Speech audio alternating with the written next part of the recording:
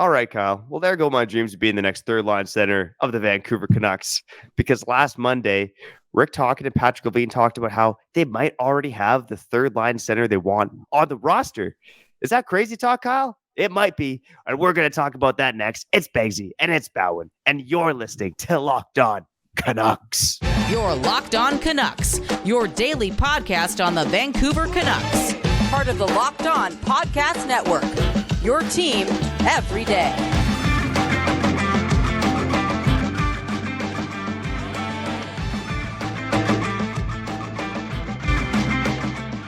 Oh, man, it might be the offseason, but we got a busy show today. So thank you for hitting the play button on this episode of Locked On Canucks. My name is Trevor Beggs, Canucks writer and credentialed media member for Daily Hive Vancouver.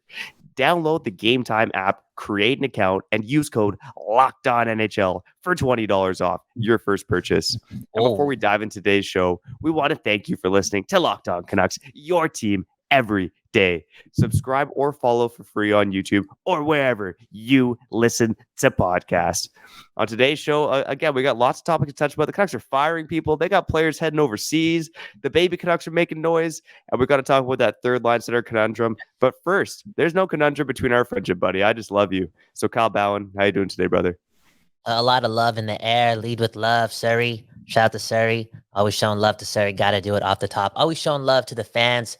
And we do that at the end of the episode, especially because we save the best for last. Begsy, I can't believe we're doing this, right? It's late April now. The playoffs are in full swing and things are happening. And you and I are here once again, just talking about bottom six forwards and who's going to make it. It's like, this is Vancouver Canucks hockey. This is being a Vancouver Canucks fan. And boredom isn't even the right word. It's just borderline insanity. And I feel as if and I know this is bad for viewership, right? Because we're sharing this moment together, but this feels like a waste of time. I'm not going to lie, man. Feels like a waste of time, bro. We're talking about third line center in the late April. Who's going to be our third line center come October? That person's on our roster. What? Maybe if I had What's going on here? Maybe if I was comfortable producing the show, maybe if I was more comfortable producing the show by myself, we could just kind of give you the day off and I could just ramble on about this. Dude, this is nuts, man. This is about to be the most depressing 20 minutes of my day. Trevor Begg, let's talk hockey, baby. Let's talk hockey. What are we going to talk about? We're going to talk about who's going to be our third line center? Whatever, man. That's what we have to do, though. We have to cover the team. It's your team every day. Come on. It's not your team, when I feel like talking about the Canucks, Kyle. It's your team every day. Remember last week you said your team every day for eternity. Come on. For the people. What are you doing, see, buddy? Hey, dude, I'm all over the place. It's Monday. I had a busy weekend. I've been writing this book. I've just been busy. And again, I walked into this moment feeling good. And then you started it off the way you started it off. And then you just realized, you made me realize that this is for the fans, yo. It's not for you and I. This is for the everydayers on Locked On Canucks. Who's it going to be, Trevor? Let's talk about this, man. Let's talk about depth forwards, man. I can't wait. All right. So, the reason I wanted to talk about this today is because I think it makes a lot of sense to look outside of the organization for a third line center. Like, they don't really have an obvious candidate to fill that hole right now. But last Monday, during Rick Tocchet's media availability, he was asked about the third line center, and he basically said he was kind of non-committal about, like, are we going to get a third line center from outside the organization, or do we already have one on the team? He said, we need a guy who could win faceoffs, a grittier guy. Is it Nils Amon? He needs to work on his faceoffs. So I just found it interesting how this guy said, maybe we already have the third line center on the team. And then he goes and name checks Nils Amon. It seems like setting the bar kind of low, Kyle, but I do have a couple other ideas I want to get to about the Canucks' internal options for third line center. But what are your thoughts on Tocchet kind of calling out Nils Amon when asked about the next third line center for the Canucks? I think that was just him being a nice guy. Him just being a nice guy, not making it so dark going into the offseason with the people that he has in that dressing room, being a good leader, still trying to promote from within or just give the opportunity to do so. But come on, this guy knows, man. This guy knows. This guy's not hoping for Nils Amon to be his third line center. It's not going to happen. We're talking about the NHL. This is not Central City Arena. This is not ball hockey right now, okay? You know what I'm saying? It's the NHL. The Vancouver Canucks, a team that's spent to the cap, they're all in next season. Rick Tocchet is not praying for that to happen. He's praying for something else, something that's not on that roster. It's just the truth. Third line centers. You know who would make a really good third line center, Trevor Beggs, for this team? Who?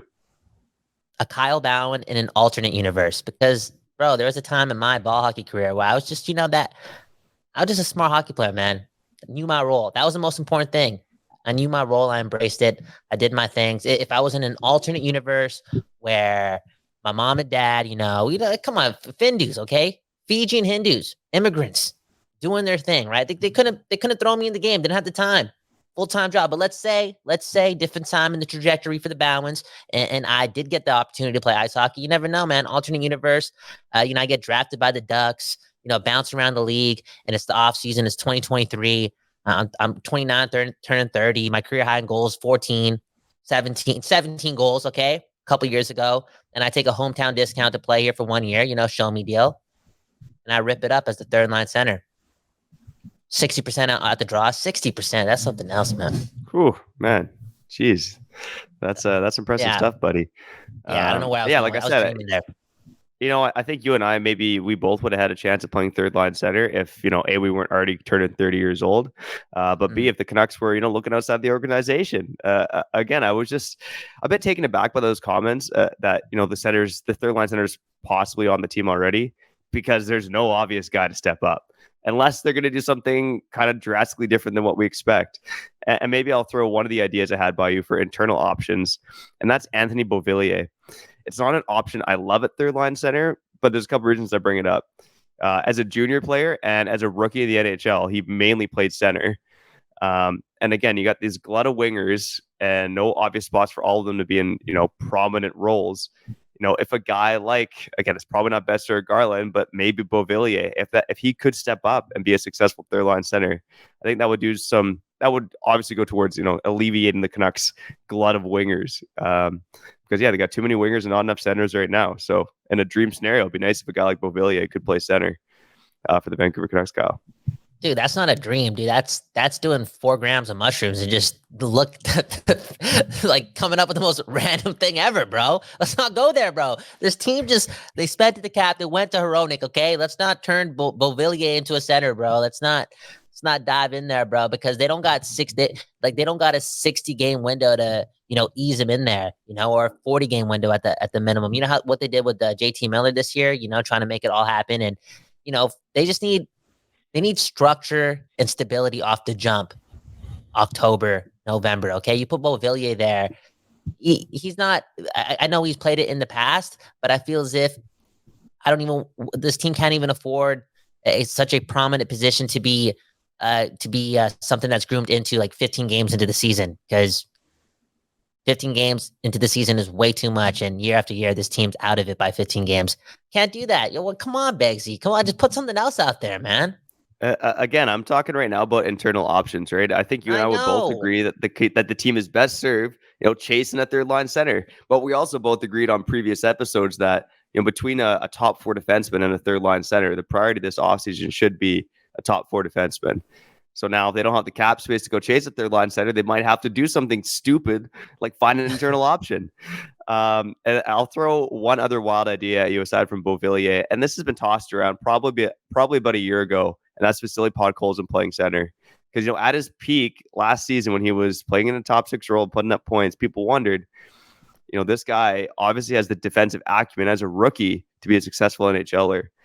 Could that translate to him being a successful center iceman in the NHL? I don't even want to go there right now, bro. You're stressing me out, dude. I get what you're saying, bro. I get what you're saying. And in theory, those things do make sense. The Beauvillier thing, a thing in the past. Podkolzin in his game could translate. He's still young. Could migrate over to that position. But not for your 2023, 2024 Canucks. I feel as if there's all the key positions need to be certain. It has to be that case. And the more and more we talk about this, the more and more it sounds as if that winger for center trade, that winger for whatever trade has to happen ASAP so they can clear out some room and actually fill out that position. Yeah, 100%. And, if you want our ideas on that, we did an episode a couple weeks back, trading Brock Besser for a third line center. So go check that episode out for ideas of potential targets via trade for the Vancouver Canucks. Kyle, in our next segment, we're going to get to my notes presented by you. But first, I need to talk to you about tickets. You listening out there, have you ever been stressed out by buying tickets at the last minute? I'm a big last minute deals guy, and I found that the best place for killer deals on last minute tickets is Game Time. Game Time, they got my back. I get these emails from Nicole at Game Time, and she's always teasing me with concerts and events this week in my area. Not only are the weekly emails a tease, but Game Time offers me flash deals on last minute tickets. What's even better than that is that they have a lowest price guarantee along with event protection cancellation. Now I have no choice but to get off my rear end and check out a show locally on a Friday night. Let me tell you a bit more about the Game Time guarantee. If you find tickets in the same section and row for less somewhere else, Game Time will credit you with 110% of the difference. What? Yo, Trevor, did you? I came in late here. I took a little break there. Can you buy like concert tickets here? Is that what you're saying? Yeah, you can buy concert tickets. I know you're always talking about the Canucks when I mention Game Time, but you can buy concert tickets. You can buy sports tickets. You can buy anything on Game Time. Wow. Anything. Continue. So if you're like Kyle and you just realize that, Game Time has concert tickets, go check it out. Go get some concert tickets by downloading the Game Time app. Create an account and use code LOCKDOWNNHL for $20 off your first purchase. Terms apply. Again, create an account and redeem code LOCKDOWNNHL for $20 off. Download Game Time today. Last minute tickets, lowest price, guaranteed. Amazing. Shout out to Game Time. Shout out to Locked On Canucks and the people and the everydayers, your team every day. Even when I'm not feeling it. But Beggs, I can't believe you did that 15 minutes ago. Just walked me off the ledge. Felt bored here. Felt like this was going to be a waste of time. But I'm engaged, man. Go Canucks, go. Let's figure it out. And let's figure it out right so October and November can be different for this city. Did you say we got Trevor's notes here?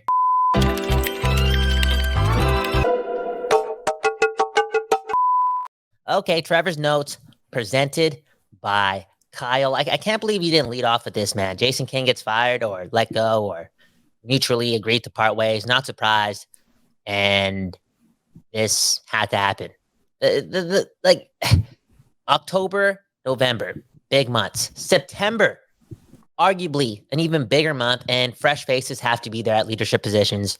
Jason King had to get out of there. And this is what needs to happen. Change is so much easier when change happens. That was a beautiful quote right there. I thought about leading off with this. I just didn't really have a strong take on this either way. I mean, Jason King, again, he was the longest tenured coach currently on the Canucks bench, but at the end of the season, the power play, which is what he was in charge of, was fairly successful, tapered off a bit in the latter half of the season. I just don't have a strong opinion either way. Again, there's kind of like what you alluded to, Kyle. There's been too much failure associated with the Canucks for a long period of time, and I'm fine with there being a fresh face in there either way. I wish all the best to Jason King, and hopefully he finds some work elsewhere in the NHL. All the best to Jason King. One of the oh my god, I totally forgot, bro. I totally forgot. Are the Sedins without Jason King? I mean, I think yes. We never would have had the mattress line. Okay, think about it, man. Just think about it. I feel as if the early stages of not just success, but just that chemistry being displayed. And oftentimes that chemistry that was displayed, it needed the third piece sometimes. You needed the third piece to really get going for real for those two. And Jason King was the first member of that third piece. Actually, maybe not the first. Trent Klatt was the first. Trent Klatt. Yeah. Jason King getting way too much credit over here from Kyle Bhawan. Lekkerimaki. Jonathan Lekkerimaki. Lekkerimaki. Yeah. Lekkerimaki. Yeah, it's not like Letterkenny. Not the same thing. Yo, speaking of which, one time I was working the door at a party, right? And one of the members from Letterkenny I think one of the main guys too. I don't know his name, and it kind of ties in with the story. He came through the door, and I think he was with his girl at the time, right? And he's like, Here's my name," and I'm like, "I can't find you on the list." He's like, "Yo, I'm pretty sure I'm on the list, man." And I was like, "Bro, you're not on the list." And I almost didn't let him in, but he was a cool dude. So I was like, "You know what, man? Just enjoy the show, man. Enjoy the show." I probably embarrassed him in front of his girl. What do you mean I'm not on the list? I'm the dude from Letterkenny. It's a local artist performing upstairs. Come on. That's hilarious. Anyways, Lekkerimaki, 13 points in 12 playoff games. He's performing when it matters in the playoffs, right? This is good news because I've been following Faber for years and years and years and years, and I've been following Faber close this year, and he's been not doubtful towards Lekkerimaki, just spewing the facts, and it's been a disappointing season for the most part for the Canucks first rounder from last year. But in the playoffs, he's stepping up. So I'm going to say we're all good. We're all good. We won. He's a good pick. I got to put the hope out there, man. He's going to pull up. I know this team has a lot of wingers, but man, oh man. Man, oh man. Now I went to a dark place, Trevor. Now this guy has the ability to be a sweetener in the Tyler Myers deal, man.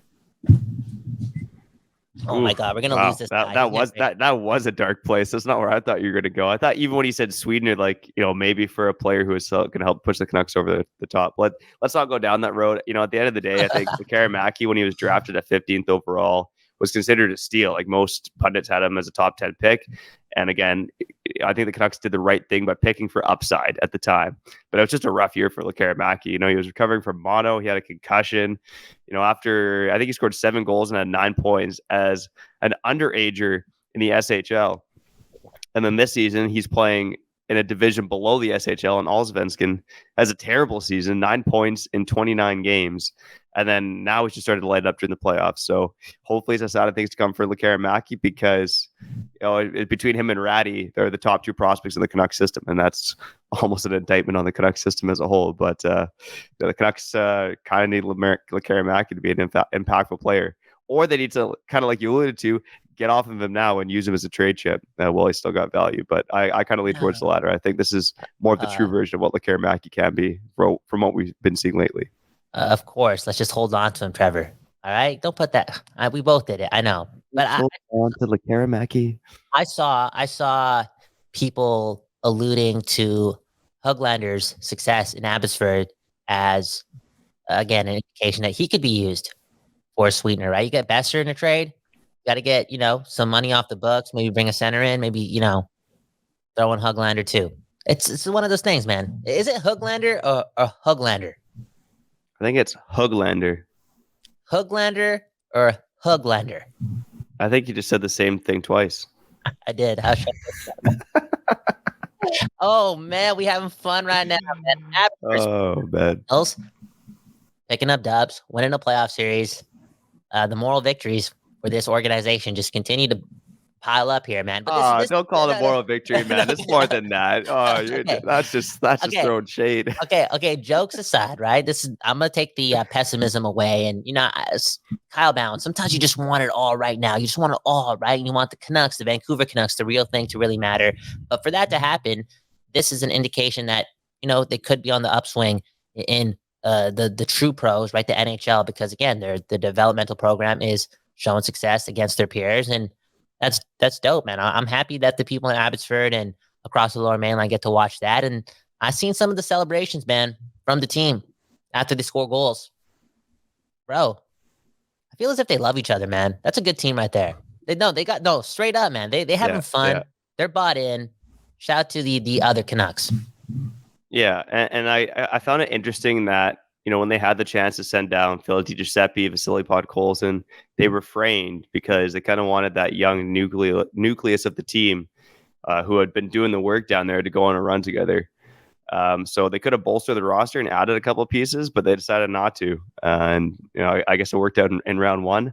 But they faced the top team in their division in round 2, and that's the Calgary Flames affiliate. I'm forgetting the name off the top of my head. I think it's the Stockton Heat or something like that. Anyway, it doesn't matter. Should be a fun series, though. I believe it kicks off later this week sometime, and it kicks off on Wednesday. Yeah. We'll talk about it here on Locked On Canucks. Yeah, Locked On Abbotsford. Canucks. On Kyle Abbotsford. Here Bound, we Trevor go. Beggs. One more note I see here. Ethan Bear going to the World Championships, and so is Connor Garland. If Ethan Bear has a really good World Championships, he's playing, top 4 minutes. Does he make more money in that negotiation? I hope not, man. We're talking about the World Championships. Nobody's watching this. Nobody's watching this. It's like the 8th highlight you see in a sports package. I don't want no moral victories from this. Screwing up any sort of negotiations that the Canucks need to win with Ethan Bear. Okay. Yeah, and honestly, even never mind negotiations. I mean, last season, Oliver Ekman-Larsson broke his foot at the World Championships, and then he kind of talked about how it set him back for the entire season. So let's just hope Ethan Bear has fun over there and stays healthy. I think that's the main thing. Honestly, I made a sarcastic comment right there. Oh, that's what set OEL back, right? Taking a little jab at him. It's like, dude, it's a broken foot. If I had a broken foot, dude, I wouldn't even be able to podcast. Okay, for real, man. You're listening to Locked On Canucks. Kyle Bound, Trevor Beggs, man. 30-year-olds living life, talking about sports, talking about the Canucks, and talking about depth, man. And it doesn't get deeper than no, not death, depth.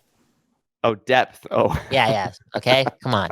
It doesn't get deeper than talking about the AHL team. The minor league team for your pro sports franchise. And congratulations, man. Congratulations to us, man. Late April, and this is what we're doing. Playoff hockey. Again, you're listening to Locked On Canucks. You're back on Locked On Canucks. My name is Trevor Beggs. That guy's Kyle Bowen. And speaking of Kyle Bowen, he's got a few comments lined up here in our final segment, which is Comment Corner. Oh, yeah, for sure. We saved the best for last. The first comment up here is from TSM18. I think this dude's from Surrey, too. Kyle got some fire shades on today. Happy 420, boys. Keep up the good work. We dropped an episode on April 20th talking about the 420 things we love about the Vancouver Canucks. Yeah, we did it all in 25 minutes.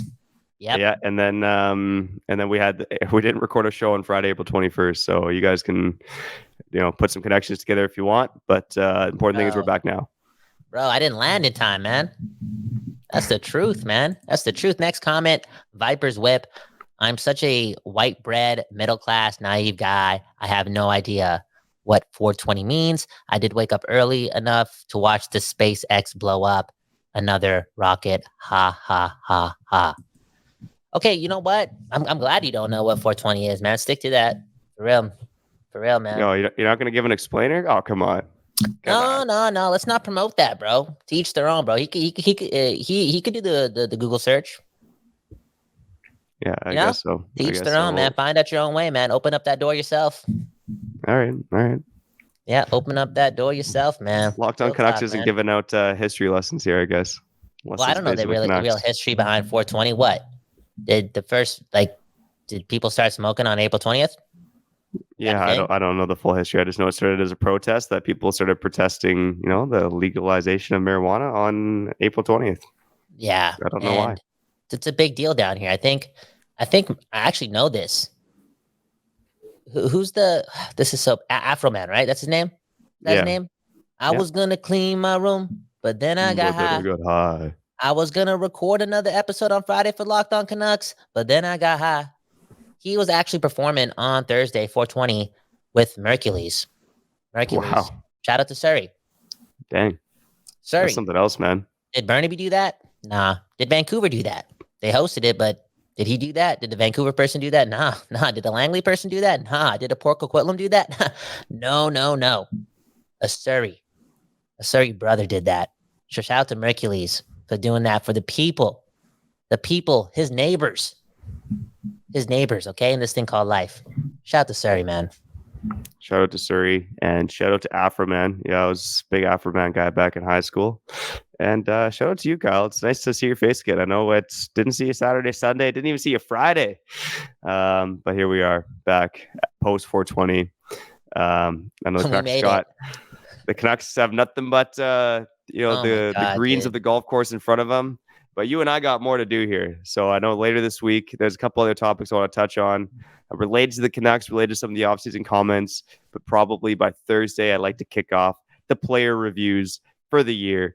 Until then, I'm Trevor Beggs. He's Kyle Bhawan. We appreciate you tuning in to Locked On Canucks, your team every day. And make sure you subscribe and follow us. Yeah. That's all I got. Okay. Peace out. Have a great day, guys and gals. And everyone else. Peace. You're Locked On Canucks, your daily podcast on the Vancouver Canucks. Part of the Locked On Podcast Network. Your team every day.